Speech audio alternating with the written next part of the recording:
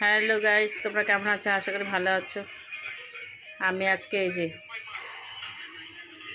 মুখে কি দিয়েছি, চারকোল ব্ল্যাক হেডস বের করার জন্য। এটা দিয়েছি, দেখা যাক, অপেক্ষা করি।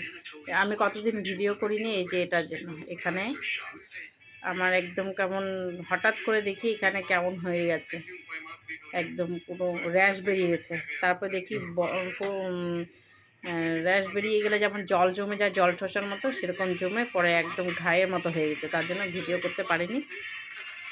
আজকে করলাম, কালকেও করেছি, আর আজকে করেছি এই যে মাস্কটা, চারকোলটা মাখার পরে। দেখা যাক, এখন অপেক্ষা করছি লাস্ট পর্যন্ত, দেখি কি হয়।